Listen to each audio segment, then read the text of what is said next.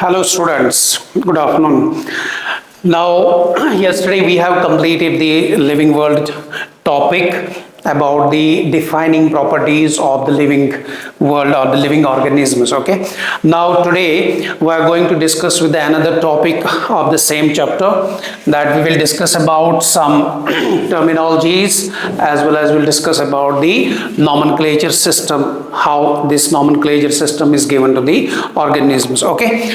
So let me start today to make you understand first some terminologies in the living world. Like I'll give you the idea about what is diversity. What is the diversity in livings? Diversity in livings. Okay. Now बेटा diversity का मतलब क्या है? आपको diversity का मतलब आई think पता होगा, but still let me take you through the more understanding about the diversity. Diversity का मतलब होता है it is the various forms of livings और डिफरेंट स्पीशीज. ठीक है, जितने भी है plant, animal as well as together, सारी स्पीशीज जो भी इस धरती पे है, कितने टाइप्स की है, different types of these species organisms, इसको हम बोलते हैं डाइवर्सिटी. ठीक है ना. तो इस डाइवर्सिटी को अगर हम डिस्कस करेंगे तो डाइवर्सिटी में देयर आर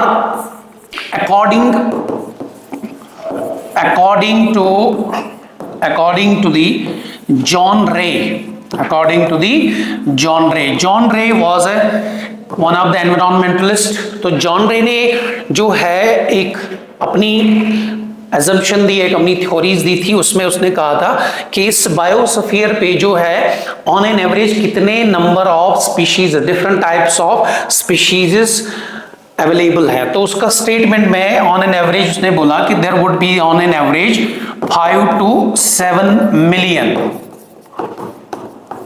स्पीशीज. ठीक है, 5 to 7 million species according to John Ray जो है इस बायोस्फीयर पे अवेलेबल थे और हैं ऑन एन एवरेज, उसका एजम्पशन था. ना उसके बाद धीरे धीरे जो है साइंस में डिफरेंट जो है डिस्कवरीज हुई है, मोर एंड मोर एक्सप्लोरेशंस हुई है. तो उसके बाद जो है डिफरेंट कॉन्सेप्ट्स आ गए. Now there was an authentic body. जैसे मैंने आपको इससे पहले भी कुछ कॉन्सेप्ट इसके बारे में दिया है कि there are some international bodies, जो इंटरनेशनल बॉडीज किसी पर्टिकुलर चीज को ऑथेंटिकेट करते हैं. ठीक है ना. वैसे ही एक इंटरनेशनल बॉडी है जिसको हम बोलते हैं IUCN. ठीक है, that is international union of conservation of nature and natural resources. ठीक है. सो ये इंटरनेशनल बॉडी जो है authentic body, this is authentic body to give the data about these biodiversities, authentic data. ठीक है ना. ये authentic data according to IUCN आज बोलता है कि इन दिस होल बायोस्फीयर आज on an average 1.7 to 1.8 million species जो है, 1.7 to 1.8 million species are biologically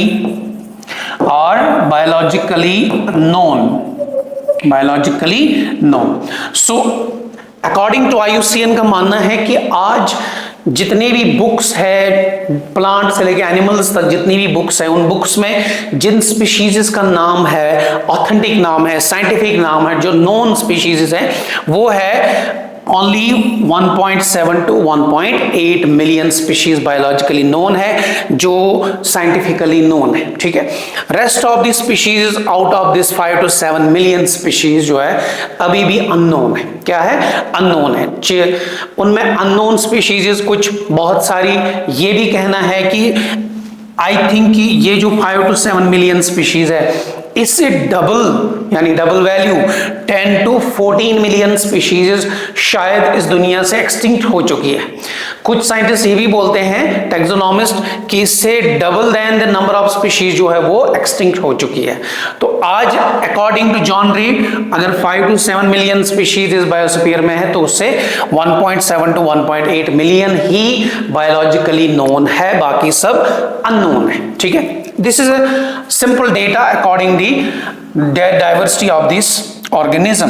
ना अगर हम इसी में देखेंगे ना, इसी में हम देखेंगे कि ये जो 1.7 to 1.8 मिलियन स्पीशीज जो नोन है according to IUCN data. So इस 1.7 1.8 मिलियन में भी ये माना जाता है by the taxonomists, they said out of this 1.7 1.8 million 1.25 million species जो है that belongs to the category of animals. तो 1.25 million species, different types of species जो है, they shows a great diversity in animals. Okay, and out of this 0.5 to 0.6 million species जो है that belongs to the plants,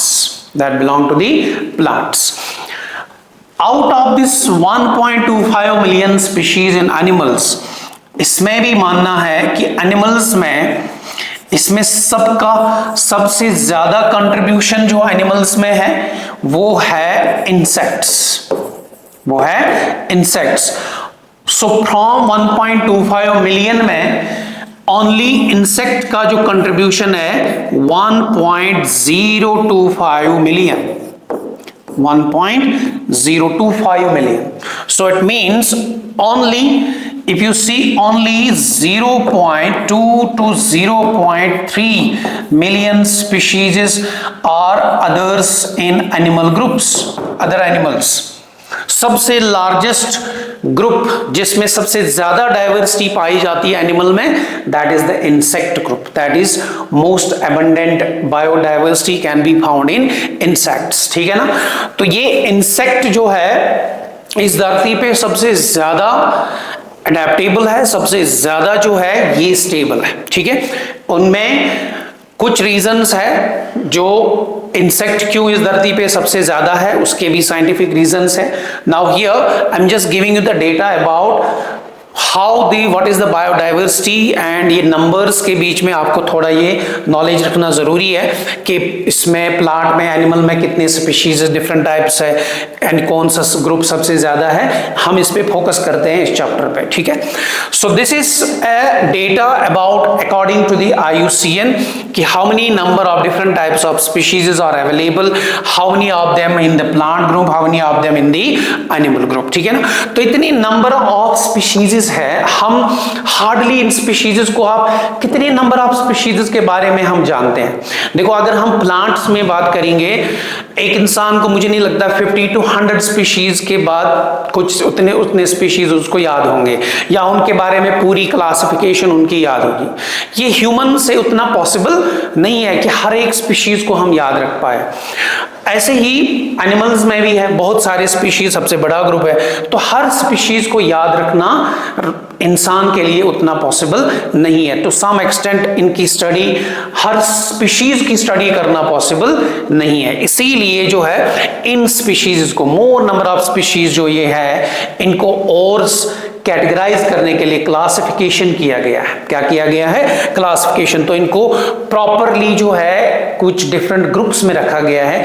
तो कुछ organisms जो जिनकी similarity है, मॉर्फोलॉजिकली सिमिलर है, एनाटॉमिकली सिमिलर है, साइटोलॉजिकली सिमिलर है, डिफरेंट क्राइटेरिया के बेस पे जो है इन ऑर्गेनिजम्स को जो है क्लासिफाई किया गया है और उनको डिफरेंट ग्रुप्स में रखा गया है। ठीक है ना, so that we are going to discuss in the next. Now let me take you through there is a term called taxonomy.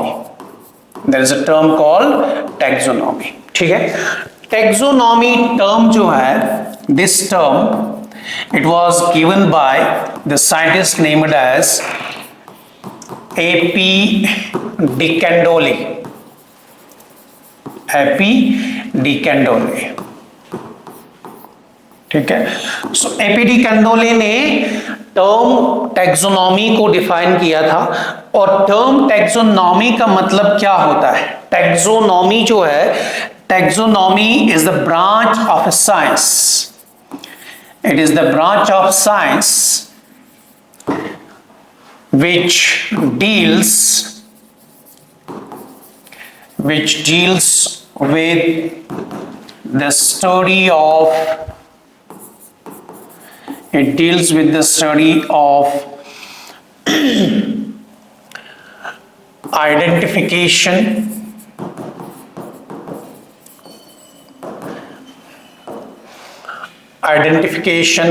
nomenclature and classification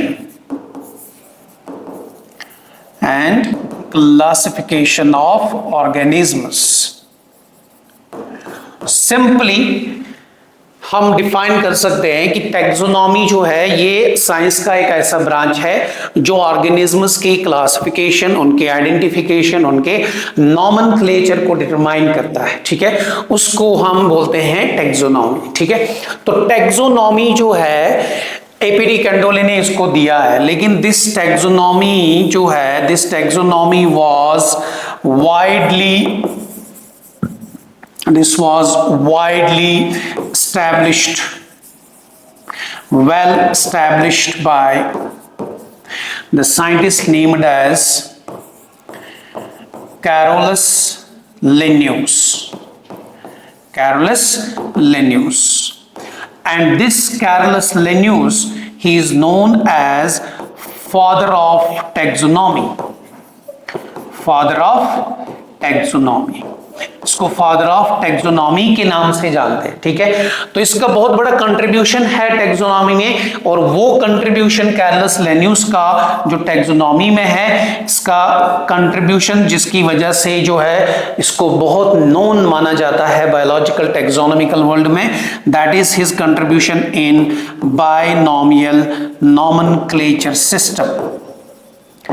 binomial nomenclature, तो इसने बायनॉमियल नॉमेनक्लेचर सिस्टम जो दिया था, scientific nomenclature system which was widely used in the biological world, उसकी वजह से जो है इसको बहुत जाना जाता है बायोलॉजिकल वर्ल्ड में, और इसको फादर ऑफ द टैक्सोनॉमी कहा जाता है। ठीक है, जस्ट रिमेंबर दैट। सिमिलरली, सो हम सिंपली कह सकते हैं, अगर हम टैक्सोनॉमी को डिफाइन करते हैं शॉर्ट वर्ड में, तो हम ये बोल सकते हैं कि टैक्सोनॉमी क्या है, कि टैक्सोनॉमी सिंपली में हम बोल सकते हैं कि टैक्सोनॉमी जो है, taxonomy is equivalent to what? Taxonomy is equivalent to what? It is equivalent to the classification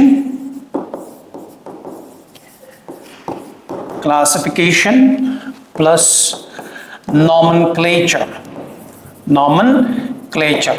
ठीक है, so classification of organisms and nomenclature of the organisms, that remains the defines the taxonomy system। Study of classification of organisms with its nomenclature system, that deals with the taxonomy। ठीक है, अब taxonomy जो word taxonomy आया था, उसके बाद branch जो taxonomy बना साइंस में, तो इस ब्रांच के ऊपर काफी सारा वर्क हुआ, काफी सारी रिसर्च हुई क्लासिफिकेशन ऑफ ऑर्गेनिजम्स पे, उनके नॉमेनक्लेचर सिस्टम पे। सो डिफरेंट क्राइटेरियाज जो है टाइम टू टाइम लिए गए हैं, उस बेस पे 2 डिफरेंट टाइप्स ऑफ टैक्सोनॉमी भी बन गई थी। 2 डिफरेंट टाइप्स, हम टैक्सोनॉमी को जो है अगर हम देखेंगे टैक्सोनॉमी, तो टैक्सोनॉमी के कुछ टाइप्स में हम क्लासिफाई करते हैं टैक्सोनॉमी को। तो one taxonomy it's called classical taxonomy, it is known as classical taxonomy. ठीक है, and another is known as modern taxonomy. Modern taxonomy, ठीक है. सो क्लासिकल टैक्सोनॉमी जो है, it is like, you can think about like it's old type of taxonomy, ठीक है ना. It's the old और it is the ancient, it is the ancient type, or you can say it is the traditional type of taxonomy, where in this taxonomy where the criterias were very limited. For example, morphological characters, ठीक है. सो classical taxonomy जो है एक old type of taxonomy है. जब पहले organisms को classify करने की कोशिश की गई थी, उस समय टेक्सोनॉमी के अंडर ऑर्गेनिजम्स को जब क्लासिफाई करने की कोशिश की तो उसमें कुछ ही क्राइटेरियाज के बेस पे ऑर्गेनिजम्स को जो है साइंटिस्टों ने क्लासिफाई करने की कोशिश की थी. सो उसमें शायद मे बी उन्होंने limited number of criteria choose किए मॉर्फोलॉजिकल कैरेक्टर्स के बेस पे, ठीक है. So it was totally based on morphological character, only morphological character को यहाँ पे वैल्यू दिया गया था. तो उस बेस पे जो ऑर्गेनिज्म उस समय क्लासिफाई हुए और उस क्लासिफिकेशन सिस्टम को, उस ब्रांच ऑफ साइंस को जो है that was known as classical taxonomy, ठीक है. तो ये याद रखो बेटा.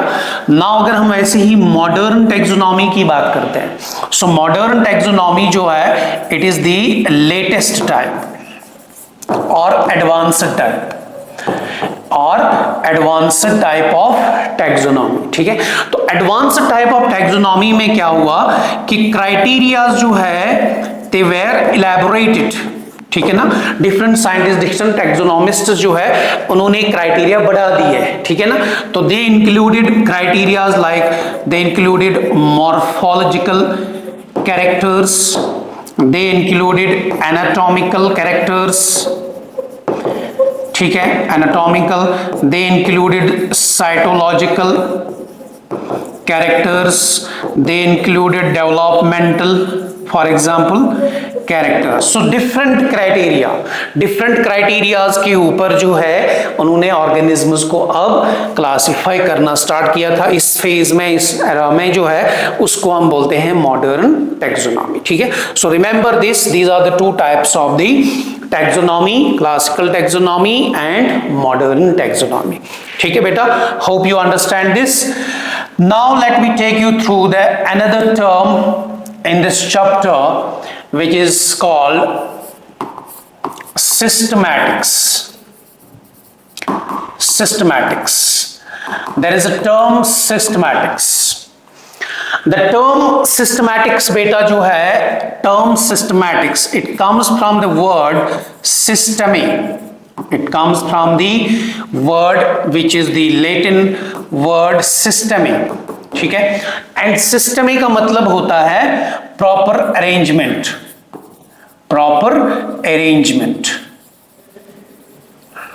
ठीक है, proper arrangement. So word systematics it has come from the system which means a proper arrangement of these organisms. Now system word जो है this was also first used by Carolus Linnaeus only. ठीक है बेटा, ये याद रखना. Systematics word जो है उसको भी फर्स्ट टाइम कार्लस लेन्यूस ने ही यूटिलाइज किया और उसी ने दिया था. नाउ सिस्टमैटिक्स होता क्या है, ये टर्म सिस्टमैटिक्स कैसे इस टैक्सोनॉमी में आ गया. जैसे मैंने आपको बोला टैक्सोनॉमी जो है, अभी आपने पढ़ा taxonomy is study of classification and nomenclature system.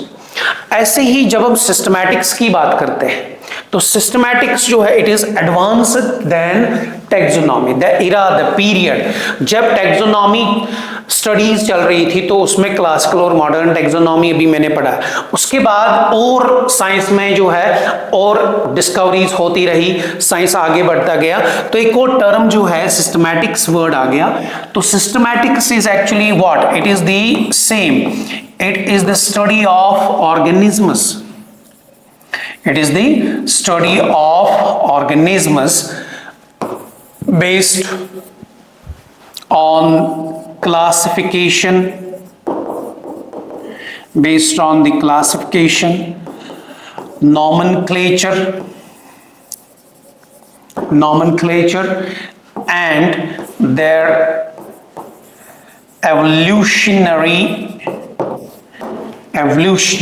history, evolutionary history. So यहां पे आप देखेंगे कि वर्ड सिस्टमैटिक्स में एक चीज एडवांस यूटिलाइज हुआ है, उसकी वजह से जो है studies more and more clear हुई, classification system more and more specific होता गया और इसमें एडवांस्ड फीचर लिए गए then classification and nomenclature, that is evolutionary history of the organisms. Organisms जो क्लासिफाई किए जाएंगे based on the evolutionary history पे, उसको बोलते हैं, उस क्लासिफिकेशन को बोलते हैं फाइलोजेनी और फाइलोजेनेटिक सिस्टम। ठीक है, so organisms based on the evolutionary history is known as phylogeny. Phylogeny is actually doing study of organisms based on the homology, based on the homology. That means organisms, homology means organisms जो है ना वो classify किए जाते हैं कि दो organism जो ए और बी टाइप सपोज है तो उनमें कितनी सिमिलैरिटीज और कितनी डिसिमिलैरिटीज है। उन सिमिलैरिटीज पे भी वर्कआउट किया जाता है कितनी टाइप्स ऑफ, कितनी इंटेंसिटी में वो सिमिलैरिटीज है, यानी जिसको हम होमोलॉजी एंड एनालॉजी स्टडीज बोलते हैं। सो उन बेसिस पे जब स्टडी की जाती है उस कैरेक्टर को इंक्लूड किया गया है इस क्लासिफिकेशन सिस्टम में और उसको जो है जोड़ा गया इस होल फेनोमेना के साथ, then it is known as the systematics. तो इसको सिस्टमैटिक्स नाम दिया गया। So systematics is the, simply remember, this is the study of the organism based on the classification, nomenclature and evolutionary history, यानी phylogeny और phylogenetic system. ठीक है, तो उसको हम बोलते हैं वर्ड सिस्टमैटिक्स, जो कार्लस लिन्यूस ने दिया था। So remember these things. Now once these two terminologies are going to be understand well to you, जब आपको ये अच्छे से समझ में आ गया कि टैक्सोनॉमी क्या है, सिस्टमैटिक्स क्या है, ठीक है ना। अब इसके बाद जो है ऑर्गेनिजम्स को जब क्लासिफाई किया गया था तो बहुत सारे ऑर्गेनिज्म जैसे नोन अननोन स्पीशीज कैसे बनते हैं। आपके पास अभी कोई ऑर्गेनिज्म है बायोलॉजिकली जिसको आप जानते हो, तो आप अभी बुक्स में हम क्या देखते हैं, उस स्पीशीज का एक साइंटिफिक नेम होता है जिससे वो पूरे वर्ल्ड में जाना जाता है एक कॉमन नेम की वजह से। आप आसपास अपने सराउंडिंग में देखो कितनी प्लांट स्पीशीज और एनिमल्स आप देखते हो। शायद आप अपनी लोकेलिटी में किसी एनिमल को जो है एक नाम से पुकारते होंगे।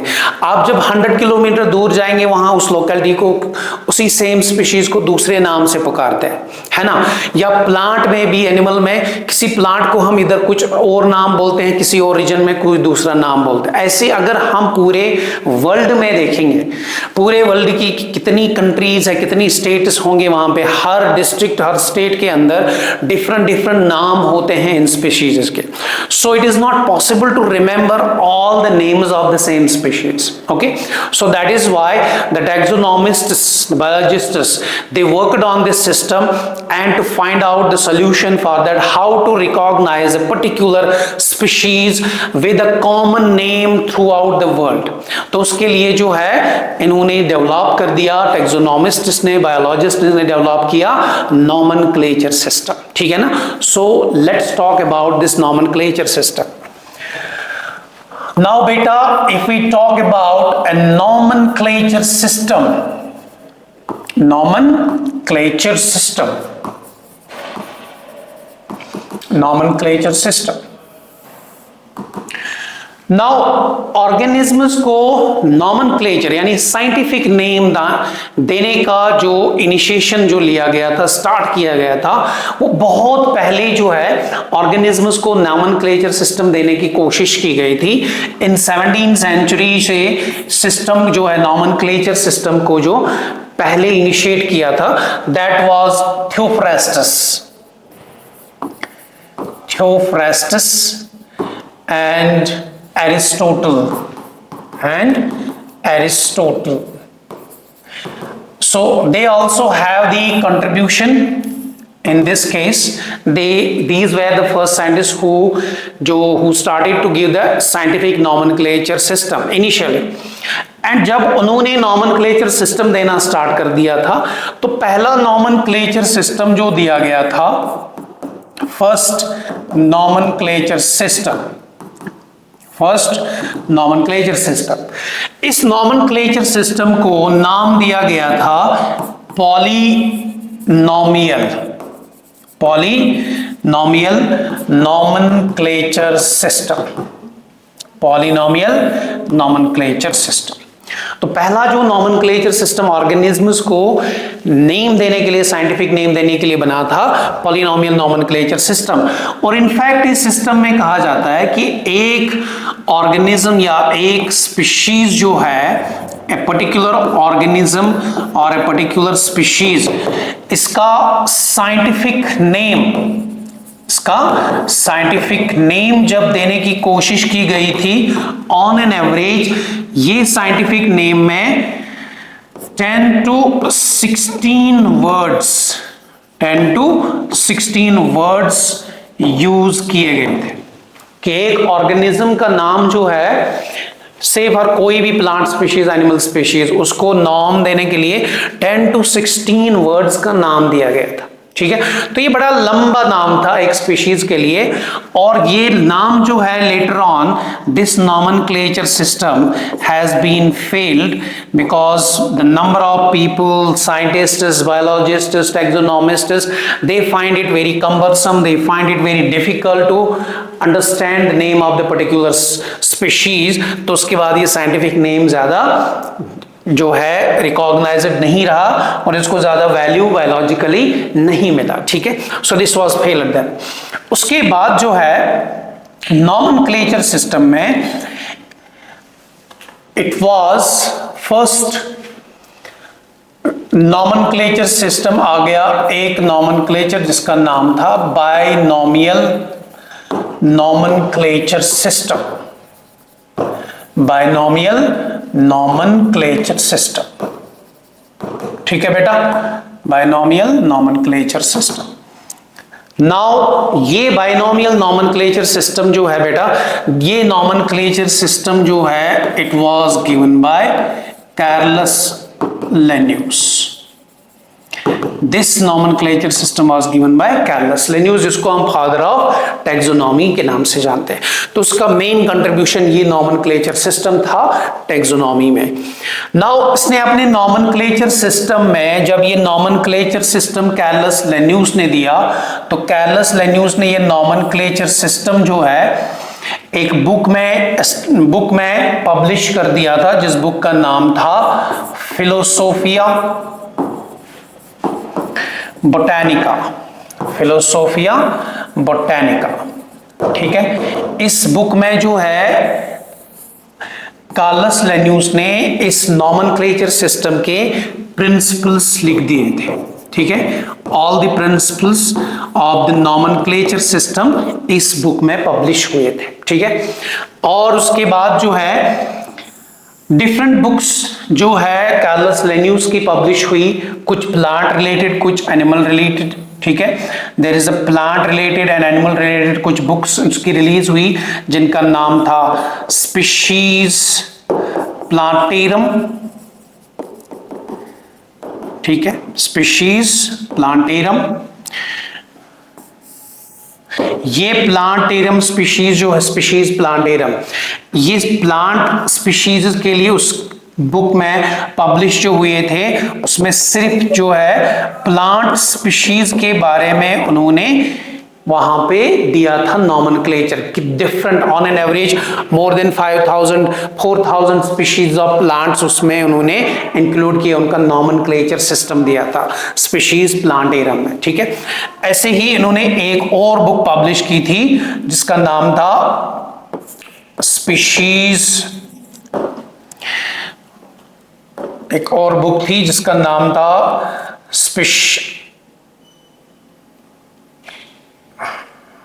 Sorry I forgot the name of this book here. ठीक है, तो एक और बुक का नाम यहां पे है आता है, वो मैं आपको लेटर ऑन बता दूंगा बेटा। तो वो एनिमल्स रिलेटेड बुक थी। ठीक है, तो उस बुक में जो है कार्लस लिन्यूस ने यहाँ पे on an average more than 5000 species of animals के बारे में यहाँ पे इनका नॉमेनक्लेचर सिस्टम दिया था इन बुक्स में। ठीक है ना, एक प्लांट के रिलेटेड थी, एक एनिमल के रिलेटेड थी। नाउ ये दो बुक्स जो पब्लिश हुई थी, ये उनका कार्लस लिन्यूस की बुक का जो है 10th एडिशन था। क्या था? 10th addition. ठीक है, तो उस 10th एडिशन के दो बुक्स में इसने जब ये पब्लिश की, उसके बाद ये नॉमेनक्लेचर सिस्टम जो है ऑथेंटिकली हर बुक पे लिए रिकमेंडेड किया गया था। ठीक है, तो उससे पहले जो भी नॉमेनक्लेचर चल रहा था उस सबको फिर रिजेक्ट किया गया। ठीक है, तो इसलिए बायोलॉजिकल वर्ल्ड में अभी जो ऑथेंटिक नॉमेनक्लेचर सिस्टम जो है जिसको हमें फॉलो करना है हर स्पीशीज के लिए, that is the binomial nomenclature system. ठीक है ना, तो ये याद रखो बेटा। तो नाउ ये जो बाइनोमियल नॉमेनक्लेचर सिस्टम यहां पे जो कार्लस लिन्यूस ने दिया है, इसमें उसने क्या कहा कि बाइनोमियल नॉमेनक्लेचर सिस्टम कैसे देना है किसी स्पीशीज को। कुछ प्रिंसिपल्स उसने जो इस बुक में लिखे थे फिलॉसफी बॉटनिका में, उन प्रिंसिपल्स को हम देखेंगे वो क्या प्रिंसिपल थे, किस तरह हम बाइनोमियल नॉमेनक्लेचर सिस्टम को फॉलो कर सकते हैं। ठीक है बेटा, so let me take you through the principles of binomial nomenclature system. Principles of binomial nomenclature system। ठीक है, नाउ सबसे पहले फर्स्ट प्रिंसिपल जो उसमें उस बुक में लिखा था कार्लस लिन्यूस ने, तो उसने बोला कि बाइनोमियल नॉमेनक्लेचर सिस्टम में जो हम साइंटिफिक नेम देने जा रहे हैं, that scientific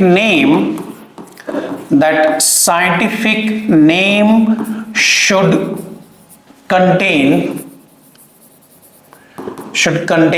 two words. It should contain two words only.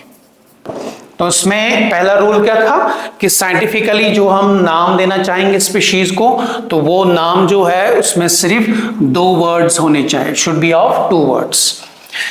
फिर उसने बोला out of these 2 words, first word it should come from the genus और it should come from the genera category of the species. यानी देखो, ये आप जो है ये जीनस क्या होता है, जेनेरा क्या होता है, या क्लासिफिकेशन सिस्टम में पढ़ेंगे कि जब ऑर्गेनिजम्स को क्लासिफाई किया गया था तो पहले ऑर्गेनिजम्स को जो है सबसे स्मॉलेस्ट ग्रुप में रखा गया था, दैट इज द स्पीशीज।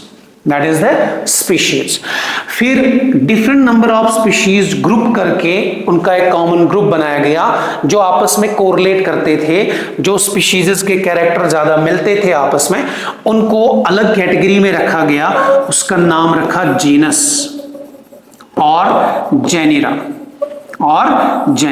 ठीक है ना, सो ये जीनस जो है एक कैटेगरी है। क्या है? एक कैटेगरी है, एक कैटेगरी जिसमें ग्रुप ऑफ ऑर्गेनिजम्स रखे गए हैं जो आपस में स्पीशीज सिमिलैरिटी दिखाते हैं। ये याद रखो, ये फिलहाल यहाँ पे, बाकी मैं टैक्सोनॉमिकल हायरार्की में दिखाऊंगा कि इसमें कौन कौन सा ऑर्गेनिज्म किस तरह रखा गया है। ठीक है, so genus is a category where the genus contains the more number of species inside. ठीक है, that is the higher category then species. तो इसने बोला कि फर्स्ट वर्ड जो है वो उस स्पीशीज के जीनस से आना चाहिए कि जिस कैटेगरी से वो बिलोंग करता है, उस कैटेगरी जेनेरा कैटेगरी से आना चाहिए। देन थर्ड उसने बोला कि सेकंड वर्ड जो है, this second word it should come from species और specific epithet. Specific epithet, specific epithet जो है it is the another name of the species. जो स्पीशीज ग्रुप है lowest group, lowest category species है, तो इसने बोला कि सेकंड नेम जो हम देंगे स्पीशीज का साइंटिफिक नेम वो उसके स्पीशीज ग्रुप से पर्टिकुलरली होना चाहिए, ठीक है ना, जिस स्पीशीज से वो बिलोंग करता है। So according to the binomial nomenclature कि दो ही वर्ड का होना चाहिए, तो एक वर्ड जेनेरा से आएगा और एक word particular species specific epithet से आएगा। That is now clear. Third उसने बोला कि जो फर्स्ट वर्ड जो जीनस से आएगा तो उस फर्स्ट वर्ड का फर्स्ट लेटर जो है, this first letter of first word it should be in capital, it should be in capitals, कि जो फर्स्ट लेटर होगा फर्स्ट वर्ड का वो कैपिटल फॉर्म में होना चाहिए, and then remaining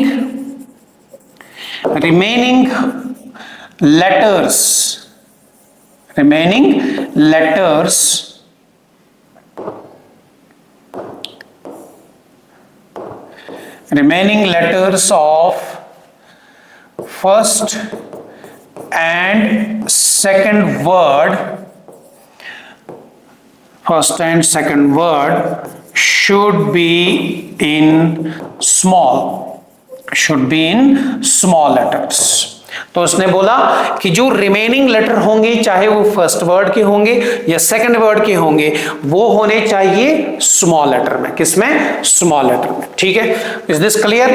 hope you have understood till now कि कौन कौन से प्रिंसिपल्स यहां तक फॉलो करने। I will continue with this, ठीक है ना।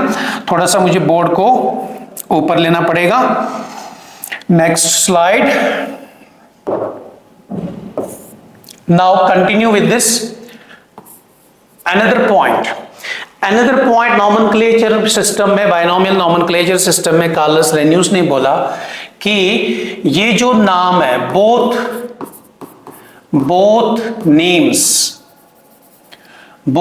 नेम्स यानी genus and species, both the names like genus plus species जो हम दे रहे हैं two word name, these both names they should come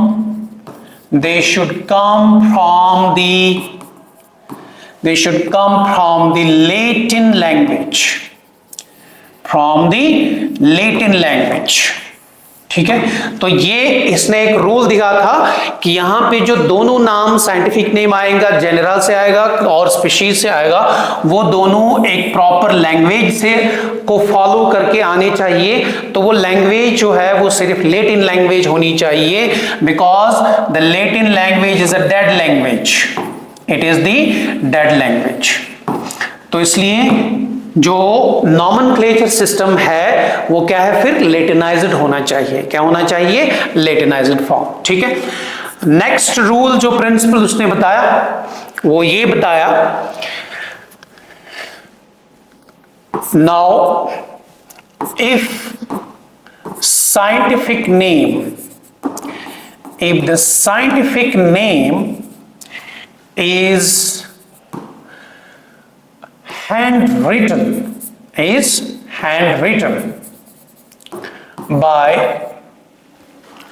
by the author or by the discoverer, ठीक है।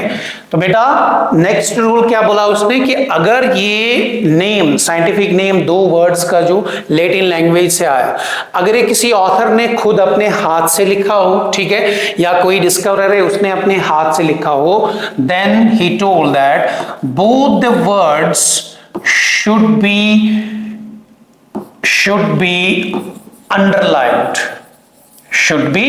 underlined। क्या होने चाहिए? अंडरलाइन होने चाहिए। ये एक रूल है कि अगर हैंड रिटन लिखा है खुद ऑथर ने दोनों वर्ड, तो उन दोनों वर्ड्स को हमें अंडरलाइन करना है सेपरेटली। क्या करना है? सेपरेटली अंडरलाइन करना है। ठीक है, रिमेंबर दिस। से फॉर एग्जाम्पल, और एक रूल बताऊंगा फिर मैं एग्जाम्पल दूंगा। ठीक है, अनदर रूल प्रिंसिपल में ये प्रिंसिपल बताया गया कि if the scientific name, if their scientific name of both the words is printed, अगर ये साइंटिफिक नेम प्रिंट हो रहा है, क्या हो रहा है? प्रिंट हो रहा है या प्रिंट करने जा रहे हैं, then it should be in italic font. It should be in italic font. तो ये भी एक रूल है कि अगर ये साइंटिफिक नेम जो है प्रिंट किया जा रहा है, तो प्रिंट करते समय जो इसका फॉन्ट है वो कैसा होना चाहिए? इटैलिक फॉन्ट होना चाहिए। क्या होना चाहिए? Italic font. ये जो रूल है, अगर हम इन according to these rules principles जो कार्लस लिन्यूस ने दिया, तो उसके अकॉर्डिंग अगर हम कोई एग्जांपल आपको देंगे कि साइंटिफिक नेम ऑफ किसी स्पीशीज का कैसे होगा, say for example the scientific name of mango, ठीक है ना। मैंगो को अगर हम scientific name according to this binomial nomenclature system देंगे, तो इसका साइंटिफिक नेम बनेगा इस तरह से, कैपिटल एम। ओके, तो कैपिटल एम जो है इसको कैपिटल में लिखना है, लेकिन फॉन्ट देना है थोड़ा सा इटैलिक जैसे। तो इसका नेम जो है मैंगो का, that is the Mangifera indica, ठीक है ना। So capital M but font italic, rest of the letters small letter but font italic. Okay, if it is a hand written, if both the name, this Mangifera, it is a genus and this is the species. ये word genus category से आता है और ये word species को define करता है। Indica is a particular species, Mangifera is a genus. और अगर ये हैंड रिटन है तो ऐसे लाइन दोनों को अंडरलाइन करना है। क्या करना है? अंडरलाइन।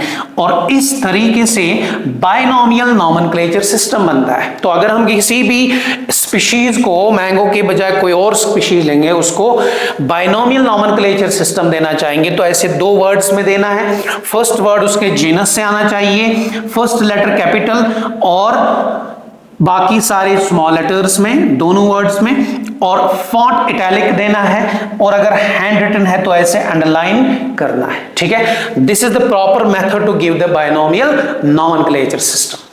नाउ यहां तक ठीक है, बायनोमियल समझ में आ गया, दो वर्ड्स का जीनस है और स्पीशीज है। इसमें भी कार्लस लिन्यूस ने कुछ और प्रिंसिपल भी बताए कि अगर ये नॉमेनक्लेचर सिस्टम इस स्पीशीज का, मैंगो का, किसी साइंटिस्ट ने, किसी ऑथर ने डिपिक्ट किया है और वो ऑथर अपना नाम इस साइंटिफिक नेम के साथ इंडिकेट करना चाहता है, ठीक है, अपनी पहचान बनाना चाहता है उस नाम के साथ, तो वो कर सकता है। उसके लिए रूल थोड़ा अलग है। तो जैसे बायनोमियल दो वर्ड्स का बनता है, इस स्पीशीज नाम के बाद यहां पे जो है थर्ड वर्ड यहां पे आ जाएगा, जहां पे ऑथर का नाम एक एब्रिवेटेड फॉर्म में दिया जा सकता है। क्या दिया जा सकता है? तो इसको बोलते हैं, यहां पे जो ऑथर का नाम आएगा इसको बोलते हैं ऑथर्स साइटेशन। क्या बोलते हैं? Authors citation. ठीक है बेटा, तो ऑथर्स साइटेशन नाम देने का रूल अब अलग है, प्रिंसिपल्स जो है उसके लिए अलग है। Now let me take you through this authors citation. अगर हम यहां पे किसी ऑथर का नाम इंडिकेट करना चाहेंगे तो वो कैसे होना चाहिए, उसका कौन सा रूल फॉलो करना है? ठीक है, let me take you through by that. See, अगर हम authors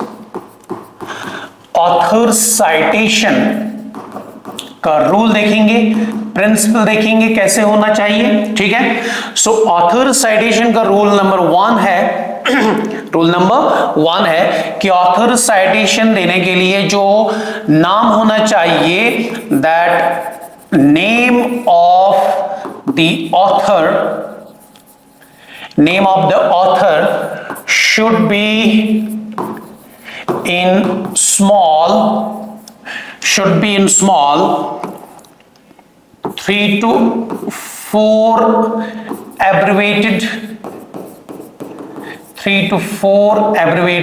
letters. It should be in 3 to 4 abbreviated letters. यानी ऑथर साइटेशन का जो नाम हम देंगे, सबसे पहले वो नाम बड़ा नहीं होना चाहिए, वो एक शॉर्ट नाम होना चाहिए, एब्रिवेटेड फॉर्म में होना चाहिए, जिसमें जस्ट 2, 3 और 4 लेटर ही होने चाहिए। ये पहला रूल है। सेकंड थिंग, इस रूल में जो है these 4 letters, abbreviated letters, these abbreviated letters, they should follow Roman language. They should follow the Roman language. ये भी याद रखो। वहां पे आपने देखा लेटिन लैंग्वेज का फॉलो करना था बायनॉमियल नॉमेनक्लेचर में, बट यहां ऑथर साइटेशन में रोमन लैंग्वेज का फॉलो करना है। ठीक है। थर्ड रूल इसमें प्रिंसिपल है कि फर्स्ट लेटर जो है that should be in capital and bold form. First letter जो होगा वो एक कैपिटल होना चाहिए, रोमन लैंग्वेज में कैपिटल और बोल्ड होना चाहिए। ठीक है। और फोर्थ जो है remaining letters, they should be in small letter. बाकी सारे जो है वो स्मॉल लेटर में होने चाहिए। ठीक है। Remember this. Now let me take you through this. For example same mango का बाइनोमियल नॉमेनक्लेचर यहां पे लेंगे विद ऑथर साइटेशन। ठीक है। तो अगर कंप्लीट विद ऑथर साइटेशन इसका नाम लिखेंगे तो मैंगो का नाम ऐसे आएगा, मैंगीफेरा। ठीक है ना, मैंगीफेरा इंडिका। ठीक है। ये हो गया फर्स्ट जीनस, देन स्पीशीज, उसके बाद ऑथर साइटेशन। मान लो कि मैंगीफेरा इंडिका नाम जो है ये कार्लस लेन्यूस ने दिया है, तो कार्लस लेन्यूस को यहां पे अपना नाम डिपिक्ट करने के लिए 3 या 4 लेटर्स में ये दिखाना है। तो शॉर्ट में अगर मैं यहां पे लिखूंगा रोमन लैंग्वेज को फॉलो करके, तो यहां पे मैं कैपिटल L लिखूंगा ऐसे, सपोज बोल्ड फॉर्म में रोमन लैंग्वेज को फॉलो करके, और उसके बाद में लिखूंगा स्मॉल INN लिन। ठीक है ना, डॉट लिन। सो ये लिन क्या रिप्रेजेंट करता है? ये लिन यहां पे रिप्रेजेंट करता है ऑथर साइटेशन, कि ये साइंटिफिक नेम जो है यहां पे लेन्यूस यानी कार्लस लेन्यूस ने दिया है, और इससे डिपिक्ट होता है इसका ऑथर साइटेशन। तो इस तरह हम शॉर्ट एब्रिविएटेड फॉर्म में यहां पे ऑथर साइटेशन लगा सकते हैं। Now remember the complete binomial nomenclature system, जो नेम कंप्लीट होता है तीन कैटेगरीज से, genus, species and author citation. जब ये तीनों कंबाइन होंगे और अगर ये पूरा नॉमेनक्लेचर, पूरा नाम जो है हैंड रिटन होगा, तो सबको अंडरलाइन करना है। ठीक है। सिर्फ इसमें जो है इन 2 का रहेगा इटैलिक फॉन्ट और इसमें रहेगा रोमन बोल्ड फॉन्ट। ठीक है ना। और इस तरीके से पूरा नॉमेनक्लेचर जिसमें 3 वर्ड्स आपको नजर आएंगे, author citation, species and genus, इसको बोलते हैं कंप्लीट नॉमेनक्लेचर को बोलते हैं binomial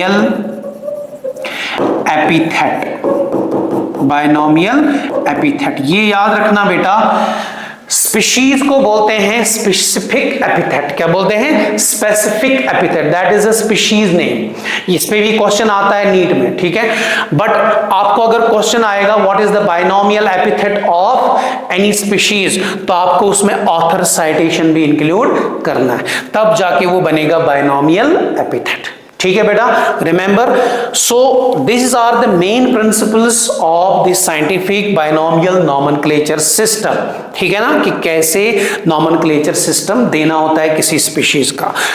now above all these principles, जितने भी रूल्स आपने देखे, प्रिंसिपल देखे, बाइनोमियल नॉमेनक्लेचर जो कार्लस लिन्यूस ने दिया, उसके बाद ऑथर साइटेशन का रूल देखा, इन सब के ऊपर एक और प्रिंसिपल है जिसको हम प्रिंसिपल ऑफ प्रायोरिटी बोलते हैं। So now let's talk about principal of priority. Principal of priority, ठीक है बेटा। सो प्रिंसिपल ऑफ प्रायोरिटी क्या बोलता है? अकॉर्डिंग टू कार्लस लिन्यूस ने बोला कि प्रिंसिपल ऑफ प्रायोरिटी क्या है, उसने दिया। तो प्रिंसिपल ऑफ प्रायोरिटी में कार्लस लिन्यूस ने बोला कि if any species has been given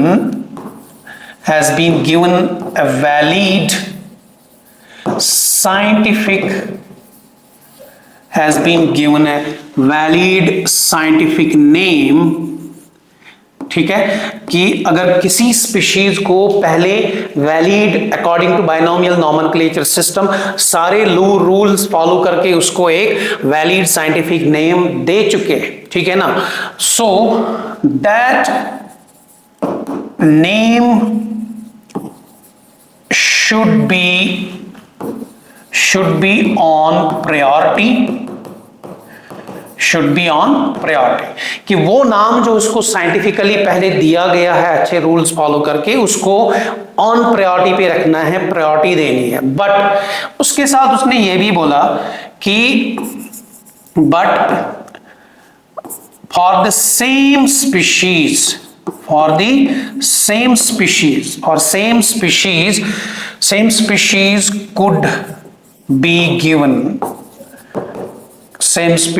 could be given another names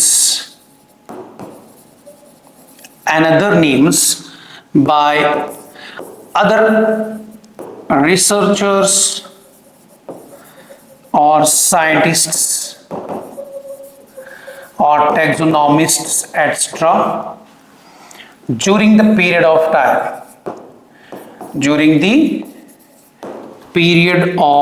time.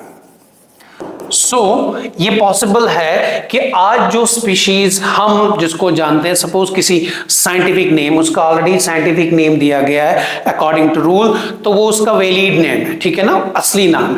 उसके बाद उसी स्पीशीज को कोई और साइंटिस्ट आया, उसने उसमें कुछ डिफरेंट देखा आफ्टर सो मेनी इयर्स, तो वो उसको इस साइंटिफिक नेम में जो है कुछ और नाम देना चाहता है या अपना नाम ऐड करना चाहता है। इट इज पॉसिबल, ऐसा कर सकते हैं। बट द रूल इज कि अगर उसका पहला नाम वैलिड है तो उसको ऑन प्रायोरिटी ही रखें, उसको ऑन प्रायोरिटी दी जाए। दैट इज द रूल कि on priority that should be a valid name. Rest of the names जो है, उस एक स्पीशीज को एक से ज्यादा नाम भी हो सकते हैं, that is possible. But the rule according to rule, it's first name, if it is valid name then it should be on priority, it should be on priority. That is the rule says principle of the priority, ठीक है ना। तो ये बेटा याद रखो कि ये एक रूल है जो कार्लस लिन्यूस ने दिया था कि हम नाम चेंज कर सकते हैं स्पीशीज का, लेकिन उसमें ध्यान रखना है कि that rule should follow the principle of rule of the priority. So these are the certain principles जो कार्लस लिन्यूस ने अपनी बुक बॉटनिका फिलोसफिका बॉटनिका में लिखे थे कि कैसे साइंटिफिक नेम देना है। तो बाइनोमियल नॉमेनक्लेचर सिस्टम के रूल्स क्या हैं, उनको फॉलो करके हम स्पीशीज के जो नॉमेनक्लेचर है, साइंटिफिक नेम जो है वो कंप्लीट कर सकते हैं। This is all about the binomial nomenclature system, ठीक है बेटा। Thank you so much. I think you have understood now binomial nomenclature system. Then let's see in the next class. Okay, thank you.